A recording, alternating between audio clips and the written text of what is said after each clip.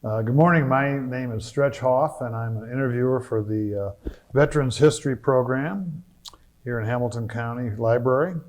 And today we have Howard Osterkamp with us, who was a veteran of the Korean War. And That's right. Here to tell us his story. And we like to start with right back, where were you born, where'd you grow up, and what your schooling was? I grew up on the west side of Cincinnati, and I'll die in the west side of Cincinnati. But I was born in North Fairmount. I went to St. Leo's School, and I went to Western Hills High School, and graduated in 1947. And you play any sports in high school? You're a pretty big man. I kind of played semi-pro on Sunday. You get $15 a game for playing baseball, and you get $20 a game for playing football. Is that right? And so my father was a carpenter, and he'd be off of work at different times. And so this just gave me my spending money, and so forth. So. Was that right out of high school, or was it during high school? That was during high school. Okay. Yeah. Semi-pro in high school. That's pretty good. Yeah, I had. They went to a bar to sign the contracts, and I was the only one that had to take Ryan home to my mother to sign. A little embarrassing. So, okay, so continue on. Okay, and then I was going to be a pharmacist, and I didn't decide that until I was a junior in high school. And when I was a senior, I developed ulcers in my eyes. I had 7 in one eye and 5 in the other eye. And nobody knew what caused it. And I went to this old German doctor, and he would take a copper ball that's on a wire, and he'd heat it till it was red, fire engine red. And then he put a jeweler's glass on, he put it up as close to my eye as possible, and to dry up those scabs on the ulcers, and then he'd scrape each one off with it. And he'd do that every other day. And each day they would get smaller, but I was blind, completely blind for 8 days. And then for about 6 weeks or 2 months, all I could see was, shapes. I couldn't tell who you were. But I ended up missing February, March, and April of my senior year. And that's when you had your compounds in the chemistry class and also in the Latin. So I was not able to pass this, so I was planning to go to summer school. And I was only allowed to read like an hour a day, because, I didn't want to put a strain on my eyes. And so the man that owned the supermarket down the street from me had a meat cutter who was going to law school, and he was going to graduate in a year. So he asked me if I'd like to learn to cut meat, and he couldn't give me too big of a salary, but he said when his meat cutter leaves, then I would get his salary. So I thought, meat market, drugstore, what difference does it make? So I learned to cut meat. So I cut meat and till I went to service. That operation on your eye was so crude. Oh, it was. And because today it would be. Well, even then, because the doctor died while he was treating me. Oh, he did? Yeah, he was an old German doctor, and they sent me to a doctor down in the crude tire, and he put salve in my eyes, and it did the same thing. Really? I wouldn't have to go through all that. But I'd get on a bus, and ladies would get up and give me their seat. Yeah, because you couldn't see what was going on. Oh, my God. Okay, so that was cutting meat. You learned the cutting meat. And then I cut meat until I was drafted. And I was drafted in 1951 in first day of spring, March the 21st. And so I went to Fort Meade in Maryland, and I was processed through there. and then I went to Camp Breckenridge. And Now you're in the Army? Yes. Okay. And I went to Camp Breckenridge, and I went through 4 months of basic training there. And then we took a test for OCS, and I passed that. So I went to leadership school for 2 months. This is 1951? Yes. Okay. And so after leadership school, then you wait for your appointment to OCS. So in the meantime, I played football for Camp Breckenridge. And so when we got our appointment to OCS, we went to Fort Sill, Oklahoma. And we went there for a friend of mine and I. We both went there, and we were there for about 2 months. And they were telling us that when you become an officer, that you have to sign up for an additional 3 years over and above the 2 years that you're already in for. So that made it 5 years, and then you were going to be in the reserves for the rest of your life. And I just didn't know if I was ready to commit to that. That's a big commitment. Yeah, and so we resigned, and of course when you resign, that's like volunteering for Korea. So they sent us directly to Korea. Is that still the rule today? That's not a published rule. No, that's not a published rule. But anybody that resigned from OCS, they went to Korea. Yeah. Oh, wow.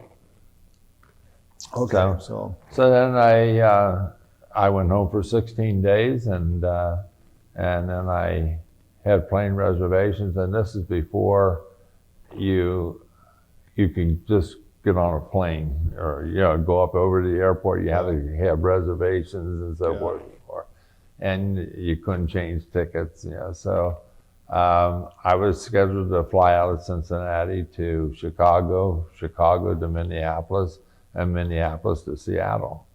Well, my plane, they called in the morning, my plane was grounded, so I had to take the Raleigh train to Chicago, and I got to Chicago, and my plane was grounded in Chicago, so I had to take a train to Minneapolis, and by the time I got to Minneapolis, I had lost my reservation. I was going to say, pretty soon you weren't going to make your plane.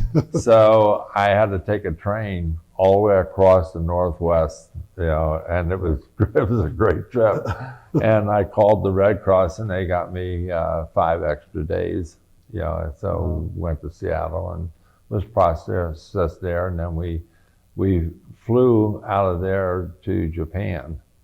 And on the way to Japan, our compass went out, and we had to land. This was a commercial plane too. It was? Yeah, Northwest Airlines. And we had to land on Shemya, which is the last Aleutian island. It was only 20 or 30 miles from Russia. Yeah. And we had to spend 2 days there till they sent in another compass, and they installed that, and we went on to... you almost didn't get there. And we got to Japan, and they processed us, gave us all our equipment and everything in Tokyo. And then we took a train all the way across Japan to Sasebo, and then from there we took a so-called Japanese luxury liner, which just slept on mats on the floor. But we took that to Busan. And when I arrived in Busan, I was assigned to the 5th Regimental Combat Team. And a combat team. What is a combat team? A combat team is a company. I mean, a battalion of, a regiment of combat trained troops. Okay. So they assigned us to them, and we went to Kojido, which was a prison island, and it was just like you see in the movies, a concentration camp, with the towers in each corner. And we would man the towers, and then the South Korean soldiers would walk the post between the two. And this is near Busan? Yeah, this is an island, but it was off the coast of Busan. Okay. Yeah.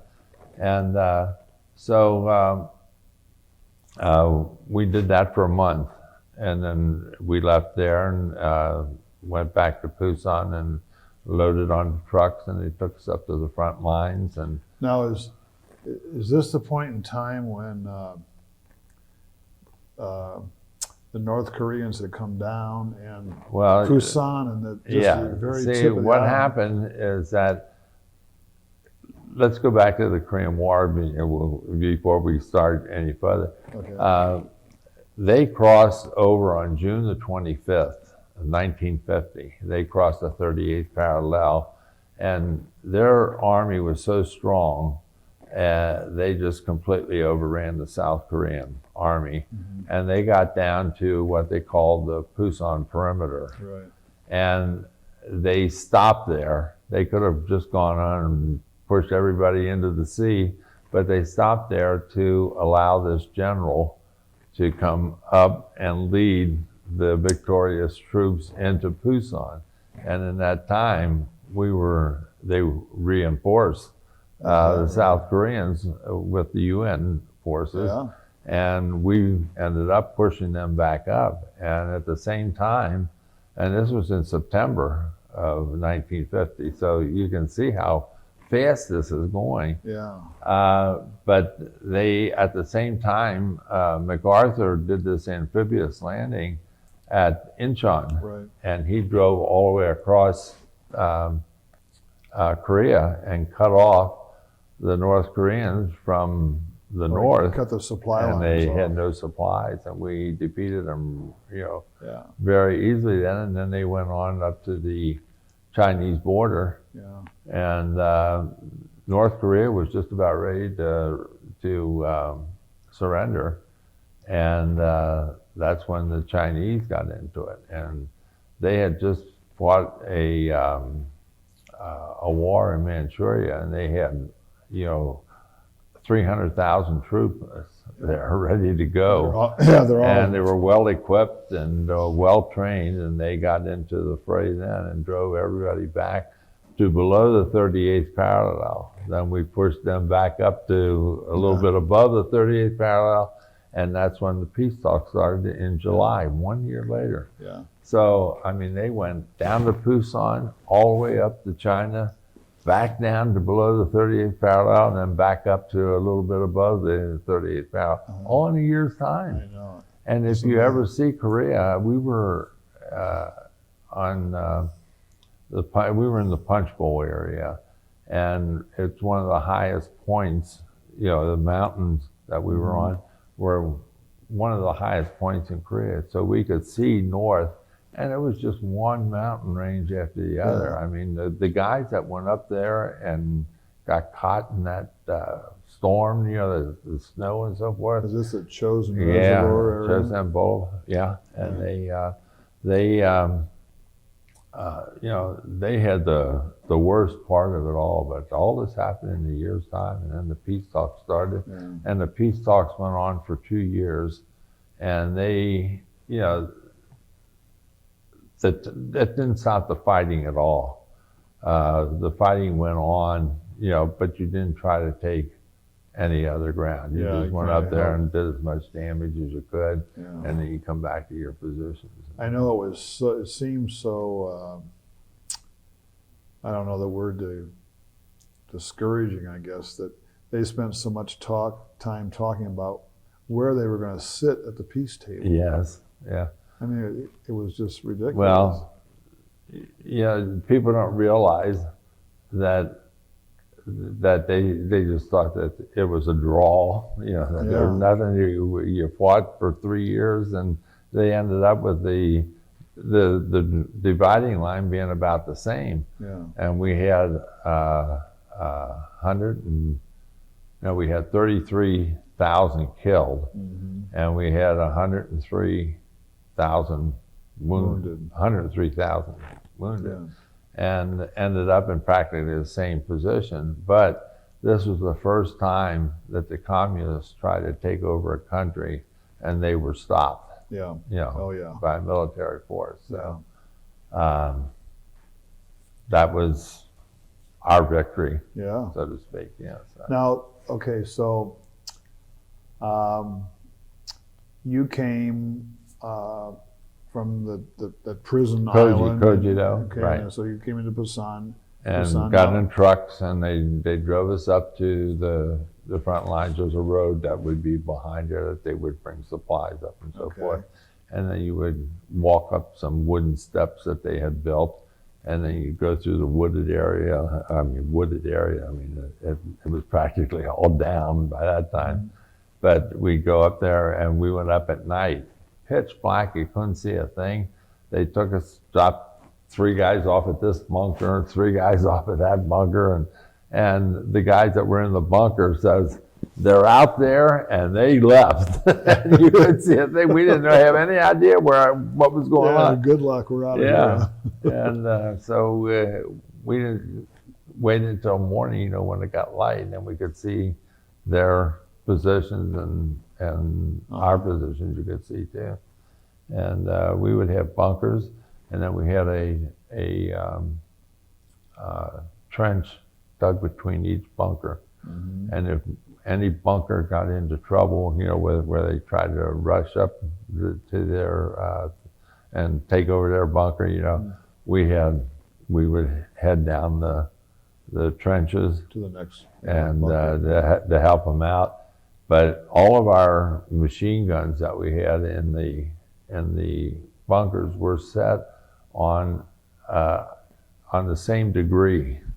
And when you were shooting, you weren't really shooting at the machine gun. This is now. You weren't really shooting at the people coming up in front of you. You were shooting at the other one, and that kept them from finding a path. Oh, it was You know, kind of of coming up. You know, yeah. this way the whole area was covered because the fire was always going on. Yeah. And I did go to flamethrower school when I was at Camp Breckenridge, and so I had the flamethrower up there also. Uh-huh. And we were pretty well fortified. I mean, they Now, never. what month is this? Is this Please? What month is this? Well, I got over there in February, and this was probably March then. Yeah, Now, is this 52 now? 52. Okay. That's correct. So then were you involved in the whole effort to go north? No. Okay. When I got there, they had gone north and they had come back down, and then they pushed them back up to this Punch Bowl area, Yeah. which is just a little bit north of the 38th parallel. Okay. And that's where we. So you were up at around the 38th parallel? Yeah. And for how long were you there? The whole time I was over there, you receive 4 points for every month that you were in combat. Mm-hmm. You had to be in combat, I think, 6 days to qualify for that month to be a combat month, and you needed 36 points to rotate. Mm-hmm. So in 9 months, I had 36 points Mm-hmm. because I was over there the whole time. You know, I never saw another part of Korea. I didn't see a city. I mean, I was on that mountain the whole time I was over there. Have you seen pictures of the cities in Korea now? They're just Yes. amazing, Absolutely. amazing cities. We were invited back, and I didn't go. I had personal problems. You know, my wife was having some problems, and I didn't want to leave. So, Sure. but So you were in combat then from roughly March through the end March. of the year. yeah, I didn't rotate when we had 36 points because we were kind of short-handed, Yeah. and I missed out on several Yeah. good things that could have happened. When we were attacked and I was wounded, my best friend was killed in the same bunker. Mm-hmm. And we had just gone, the priest had just been up to the front lines. He had mass on the Jeep, and we all went to confession and Holy Communion, and that was like at 5 o'clock in the afternoon, and about 7 o'clock we were attacked, and like I said, he was killed. So his mother was very religious, and I thought I'd write her a letter, but I wanted to wait until she was notified. So I wrote her a letter a month later and told her that he was killed instantly, didn't suffer, and that he had gone to confession and Holy Communion, just 2 hours before he was killed. And That was very helpful. She writes me a letter back, and she said that they asked me if I knew anybody that I would like to accompany the body home. And she says, I knew they called you Ox, because I was the biggest guy, and she says, but I didn't know your name. She said, so I couldn't tell them to let you bring him home, because I could have gone home. And then another time, the captain called me down, and he said, he showed me these orders for me to report back to Pusan. They were forming a football team. And anybody that played service football or college football or pro football was going to be on a team, and you'd play the other teams in the Far East, which means you go to Okinawa, you go to Japan, it would have been real really road nice. trip. Yeah, and then the winner of that would go to the United States, and they would play the European champion, and then the winner of that would play the American champion. And so I said, oh, great. When do I leave? Being shot at. He says, you don't. He says, I'm just too short an uncommissioned officer. He says, I can't let you go. This is subject to my approval. I can't let you go. He didn't let me go. Okay, well, is it appropriate time now to tell about when you were wounded? Is this the same time your friend was killed? Yes, he was in the same bunker. Okay, why don't you tell us that story? Yeah, we were being attacked. I mean, they were coming up, with, hundreds, and they blowing the bugles like they did. And it was pretty steep in front of us, and we had barbed wire in front of us. We had flares in front of us. We were well prepared for them, and they didn't, make it up to our bunker, but somebody threw a hand grenade probably 35 feet. And if you look at the pictures that I had given you, it shows the front of our bunker, and it's a very small aperture, just enough for the machine gun, and they give us a view. And the hand grenade came right into there. And I yelled grenade, and we had built a wall of sandbags on the one wall with a little alcove in each corner. In other words, we didn't finish the wall. We had like a little space on each end. And I yelled grenade and jumped in the into the one, and he froze, and he was just killed instantly. Yeah. So, but I never did make it. They took me back to the next morning, after the fighting was over. They took me back to the aid station, which is a tent, right near the front lines. Like a MASH unit? No, I didn't make it to the MASH unit, because if I had made it to the MASH unit, they would have had an X-ray machine. Oh, okay. And he diagnosed my broken leg as a bruise, and that's when they sent me back up. Yeah. And tell us about how your paratrooper boot. Oh, okay. I had everybody asked me, how I was able to stand the pain of having a broken leg and going back up on the front lines. And I tell them that, we were stationary. We weren't, going forward, except when we'd go over and attack them. And so I had what they call paratrooper boots. I had a size 14 shoes, so I couldn't be particular what kind of boots I got. And I was fortunate to get a combat boots, because they laced all the way up, and it acted as a cast, and it hurt. Naturally, it hurt. Sure. But it healed in the 4 months that I was up there, and I didn't know about it until I got back home. And I was getting ready to go out and play softball one night, and I was putting on my uniform, And I noticed I was sitting in front of a mirror, and I noticed my one leg was twice as big as the other leg.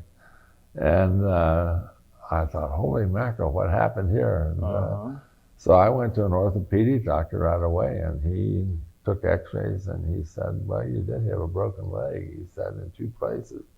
And he says the fibula, or the thicker bone, healed, good, but the other one didn't. It was just a little bit off. But the problem was, he released me. He wasn't going to do anything. And so unbeknown to me, my bones kept healing, and they grew together. And to this day, I have about a 4-inch space, right above my ankle. That's just solid bone, which pushed my ankle bone together. And when I had my ankle x-rayed, the tech said, she said, oh, you had your ankle fused. I said, no, not really. She says, oh my gosh, I don't even see a line there. She said, you got bone on bone, So to this day, I mean, it's swollen. You can see how swollen my ankle is. And tell me a little bit about when they were attacking your bunker. Yeah. How far away were these people? Well, we had barbed wire strung, like a bed of it. I'd say 20 feet in front of our bunker, and before that, it was pretty rough ground coming up. So when they came up, I mean, I'm just guessing that there was probably 300 to 400 coming up.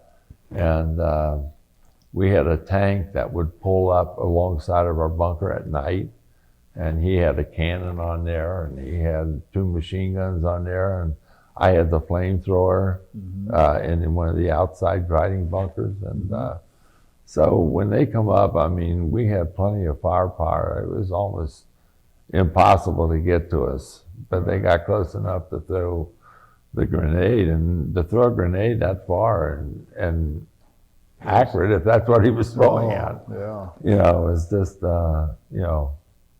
almost unbelievable. Yeah. But our bunker was about 6 by 8 feet, and that was our fighting bunker that was completely enclosed except for the apertures and the door in the back. And then we built another room on the side, and this is all underground. And when we slept in this second room. Yeah. And we had like logs up above us, and then we had tar paper on the logs to keep,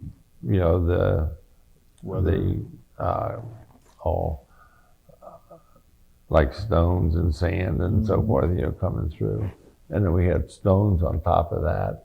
And then you were really dug in. Oh yeah, we were really dug in. And so, I mean, I was never at the point where I felt like I was going to be overrun, with the firepower we had. And when you shoot a flamethrower, it's not like shooting a gun. Everybody can see the flames. They know where you are. And that's the other thing. They know where you're at. And I know one time they asked me if I knew anything about the larger. They have one that's on caisson wheels, that you pull like a rickshaw. Yeah. And this one shoots out like 100 yards. Mine only shot like 30 yards. And they asked me if I knew anything about that, and fortunately I didn't, because they wanted me to take that thing down that mountain and up to within 100 yards of their position and shoot that flamethrower. And of course, when you shoot the flamethrower, everybody knows where you're at. And then they try to get back up the mountain, and that wasn't going to happen. That was not good. So I told them, well, it was the truth. I mean, I didn't know anything about that, but I was glad I did at that time. So that's interesting. So so a lot of times you were in the bunker defending, and then were the times then when you went out and attacked too? Or? Oh, absolutely, yeah. Yeah. It seemed like, that period of time, you would take a hill, then they would take it back, and well, you wouldn't take the hill. Yeah. You wouldn't take the hill. You would just try to get up there and do as much damage as you can. Yeah. And then you'd back off and go back. The only thing that we had was a little hill that was down in the valley of the two mountains, and it was they called it No Name Hill. Mm-hmm. Yeah. And it had a vantage point because it was elevated to the point where you could see any troop movement, trying to sneak up there. Yeah. And so, but whoever took that hill were sitting ducks for the guys to come down. So that traded places constantly, Yeah. So. I think I remember reading about that. Yeah. And I had one other instance there, where another friend of mine was killed. He was 6'6". His name was Pike, and in between the bunkers where we had the trenches, we always would have like a fighting hole, just big enough to put a rifle through, and that we could have more firepower. And so Pike went down to get something to eat one day, and he's going back to his bunker, walking through the trenches, and somebody, a sniper from over on the other side, I couldn't see him, but he shot, and the bullet came right through that hole as he was walking by and hit him in the neck and killed him. Just a wrong place, wrong time. Wrong place, wrong time. Yeah. So it's just that, you have to be lucky, but with your training, your chances are pretty good. Yeah. I mean. Well, you were not out in the open. That was you were dug in. That was good. Our bunker got hit. They had what they call a 76 millimeter. It was like a recoilless rifle, and it would shoot shell, and it would be like a direct fire weapon. In other words, it wasn't like a mortar that would go up and come down, and so they could aim that directly at a bunker, and they hit our bunker one time with that, and we were inside the bunker, and it rattled us. I mean, Sure. And I got one picture in there where I was surveying the damage and picking up some of the rocks and so forth, so we can get through our trench, to the next bunker. And so I mean that was probably the closest I came to really getting it. But, now when were you coming back home then? I was wounded in September, and I left over there at the end of January of '53. Okay. And here again, when I left there, there were four of us, we're all buddies, and we went back on the truck, and then they took us back to Busan, and then we took a boat to Sasebo, Japan, and we were like processed at Sasebo to leave the Far East, and we got on a boat, and it was a small boat, one stacker, and it took us like 15 days to get to Seattle from Japan. Yeah. I hope you didn't have to take trains back across the country like you took. No, we left on the boat ride from Sasebo, because that was the port, and so we went all the way up. We had it like towards San Francisco, and then we went all the way up the coast to Seattle. And our big welcoming there was the fireboats came out and squirted water up in the air. But they often refer to the Korean War as the Forgotten War, and you know, when people see that you have the Purple Heart, they say, "Oh, were you in World War II?" And I Yeah. say, "Oh, no, I wasn't old enough to be in World War." "Oh, you were in Vietnam then?" "Nope, I was in between." You know, so Well, I'd like to talk about the Purple Heart now, or have you talk about it. And Yeah. First off, like, how long did it take you to get the Purple Heart, actually get it? And then tell us what the Purple Heart is and how it started. And I know you okay, have a well, history here. as far as me getting the Purple Heart, I didn't get it until 50 years later. My son went on a research mission, who to contact and so forth, and he got all of my medals for me, and because I had never received any officially, it was just on my DD 214, my discharge papers. It just showed which ones I was awarded, and so he got them ahead of praying for me one Christmas, and Oh, that's wonderful. yeah. Yeah. So I still got them. Yeah, great. But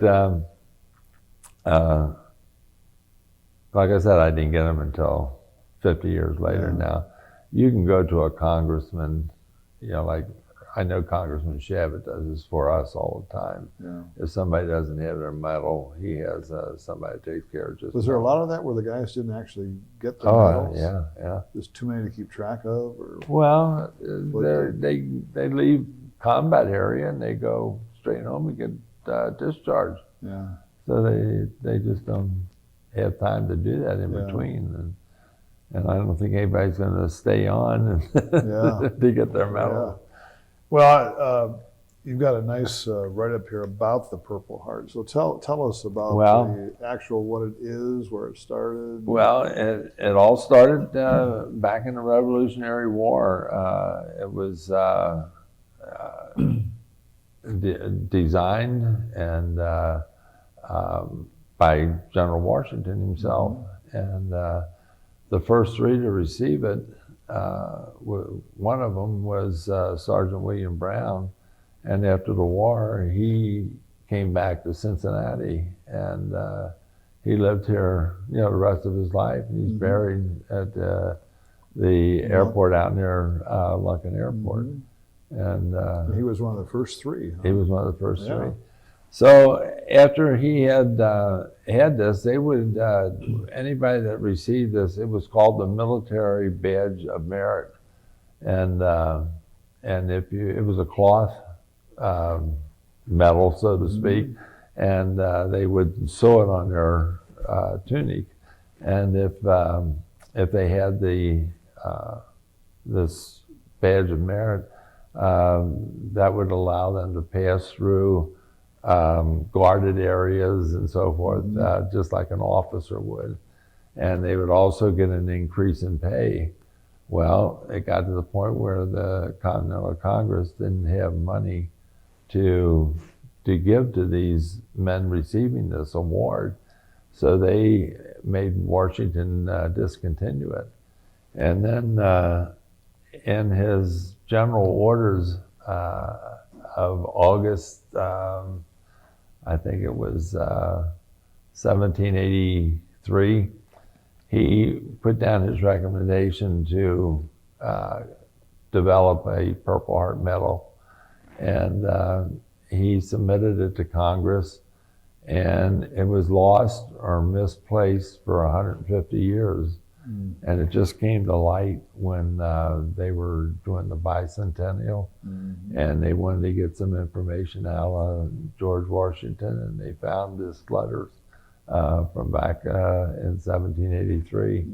And so General MacArthur, you know, kind of took control of this, and he kind of ramrodded it through. Okay. And But the design was already there, or did MacArthur have that done too, or was the design finished when MacArthur picked it the up? design was not finished, but when they designed it, it's the medal itself is metal. It's engraved on the back with you know, for valor, and then it has a bust of General Washington on it, and above it it has his crest. Okay. You know, his family crest. Crest. And then it's on on a ribbon, and it's very rich looking. Beautiful. Very really attractive metal. Now, excuse me. This was in 1932 that this happened. When they discovered those Okay. orders, and in 1932, also the military order of the Purple Heart was formed. Okay. And it was for all the men that had the Purple Heart medal. But the purpose of the military order of the Purple Heart is to help all veterans. We volunteer at the hospital. Oh, do you? Yes, and we give out donuts. We've adopted the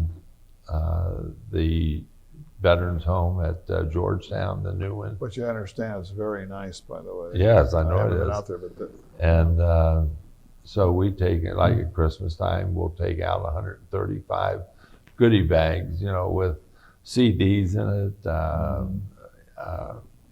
it, shaving equipment, just some really nice things in there for them. I don't know if this is a bad question or not, but I'm just curious. You get the Purple Heart because you were wounded. Yeah. Now, what's the definition of wounded? I mean, how? Okay, you have to draw blood, but you have to be wounded by an instrument of war in the hands of the enemy. Okay. And it's strictly a combat. In other words, like over in Iraq, a while back, these guys drove a truck and it went off the road and into the water. They were killed.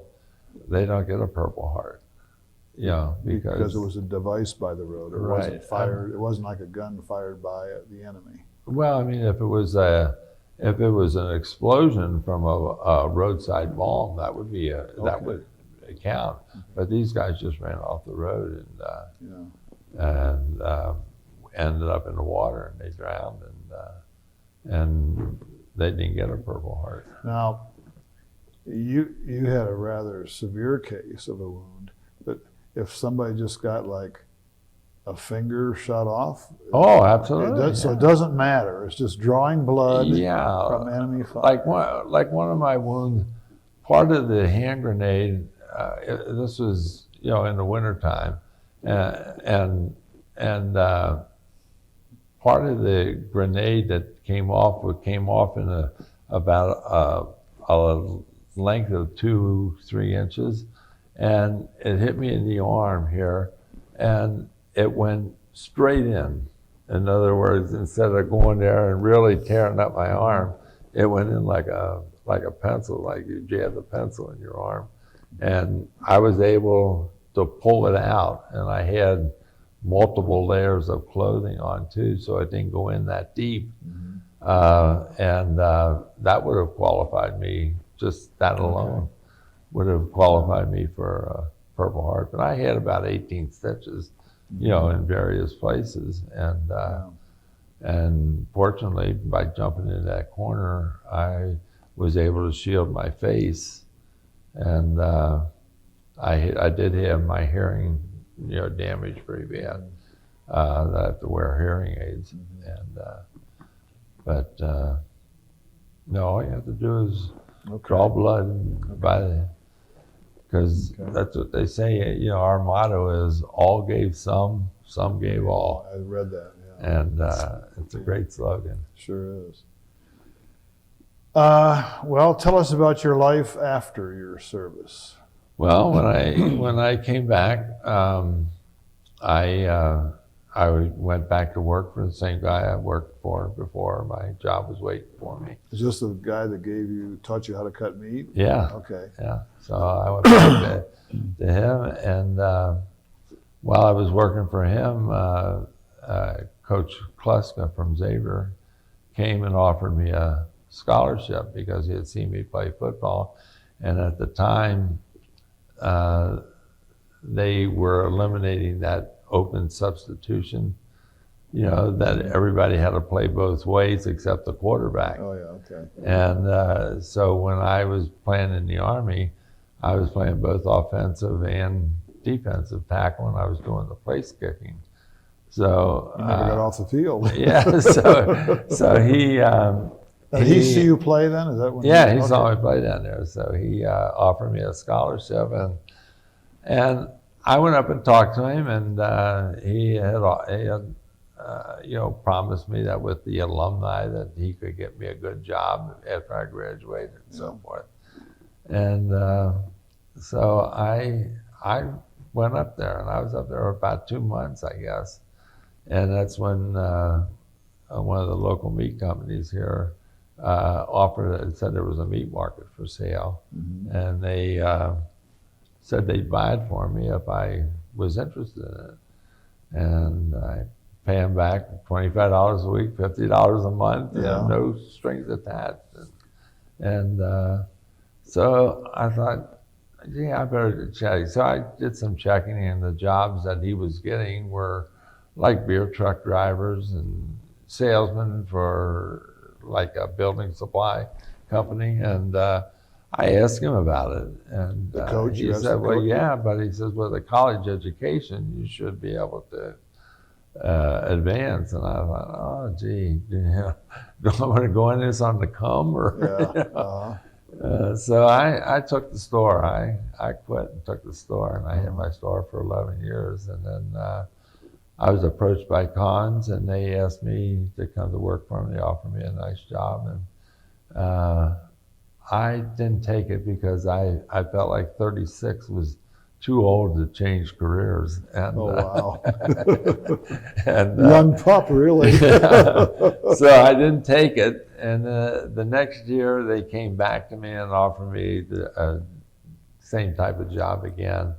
And I had just lost my butcher to the Army for 6 months, and he wanted me to hold his job open for him. And I had 2 part-time retired guys that cut meat for me on Friday and Saturday. And I ended up working like 90 hours a week, and it was just getting to me. And my kids were just reaching the age where they were starting to play sports, and I never got to see them play. Sure. And I talked it over with my wife, and I says, I think if I can sell the store, I'm going to take the job. And so I sold the store the next week, and so I took the job with Cons, and it worked out real well for me. I started out in food service, and I was national field sales manager for them when they asked me to take, the president of the company asked me to take over the deli operation, because the deli was the fastest growing segment of the industry, and ours wasn't growing as fast as the he wanted you to fix that problem, huh? So he let me have a free hand, and so I ended up taking it, and we went from 8 million pounds a week to 26 million pounds just in deli. So 26 million pounds a week? Yeah. Jeez. That's a lot of meat, isn't it? Yeah. But we went national with everything. Yeah. Wow. I'm curious, when somebody bought the store for you, was that so that Cons had an outlet for their meat? Or what? I don't understand why someone... It was actually Partridge Meats. Okay. And they just told me they just felt like I would be a good businessman. Okay. And my personality was such that they felt like I would be good for customers and so forth. Okay. So I'm sure they thought that I was at the time a very good Partridge customer. Yeah. And I'm sure they thought, expecting me to be a good Partridge customer. But when I got into the store, and was working the store, I had so many people asking me for Conn's bologna and Conn's wieners that I eventually had to get them in. Yeah. And then when they saw I had that, then they wanted Conn's pickle loaf and Conn's bacon, and I ended up being a very good Conn's customer when I was really trying not to be. Well, you did what the customer wanted. Yeah, well, you had to do that. Yeah. Okay, we'll just wrap it up here, but can you tell me about your family? Well, I have a wife and 2 boys and 2 girls. My youngest daughter was on a basketball scholarship up at Xavier University. She was our first ever All-American. Really? Division I All-American. Oh, good for her. She was the first player, man or woman, to score 2,000 points in her career. And her jersey's hanging up at the Cintas Center. And is that right? Yeah. Oh, she held the scoring record for 24 years. Oh my God! You saw a lot of basketball, didn't you? I did. That was another advantage. I was national field sales manager for Conn's at the time, and my job was to be out in the field with the salespeople. And so if she played in Chicago, I worked with the Chicago sales of that week. If she played in New York, I worked with the New York sales. And it was really nice because my wife could go with me, and all it cost us was her transportation. Yeah. And it was nice. She played 111 games. I saw 107 of them. Oh my gosh. So, oh, that's fantastic. In fact, a funny story along those lines is the last game she played up at Xavier, they had 2 of the referees that had a lot of her games, and they called me down on the floor at halftime. And I thought, oh, gee, maybe they're going to give me an award for the games I attended, I get down there and the 2 referees present me with a trophy, and it had a whistle on the top, and it was engraved for all the vocal support and advice given during the 1984 season. Oh, that's great. That's great. Yeah, and I did help them a lot. Oh, yeah. Oh, very good. So and how many grandchildren do you have? I've got 8. We lost 1 to cancer. Oh boy, that's tough. Yeah, it is. And I've got 4 great-grandchildren. Okay, wonderful. Yeah. Wonderful. Yeah. Well, you have a very interesting story. I enjoy telling it. That's one of the things we do. We go to schools because they don't really teach them anything about the war anymore. And so we even go to Walnut Hills High School. He calls me and whenever he wants me, and we go up and he has 3 history classes, and I bring a World War II veteran and a Vietnam veteran and myself, and we go up and good for you because they don't hear that. We talk to all 3 classes. We are up there 3 hours, and each one of us talk to each class. Wow. Because they don't really study that, do they? Or no, they don't. I can't imagine. In fact, that book I gave him, that chronology of all the wars we've been in, I'll see that you get one if you would like to have one. Yeah. It has the cliff notes, like 1 or 2 pages on each war, and on the last 2 pages it has the casualty reports for every war we've ever been in, killed and wounded. Yeah. And he uses that as his textbook up there for wars. Great. Yeah. Well, that's a great service. Yeah. That's a great service. We enjoy it. And, I've got to get out to that hospital in Georgetown because that's one of the veterans I'm going to take to Washington. Yeah. An honor flight. But that is. Well, thank you. We thank you for the time. It was most interesting, and we thank you for your service. Okay. And we're just. I'll thank you for inviting me down to be the Veterans Day speaker. It was very rewarding. Yeah. And I enjoyed doing what we're doing today. Okay, great. Thank you very much. Okay, thank you. Thank you.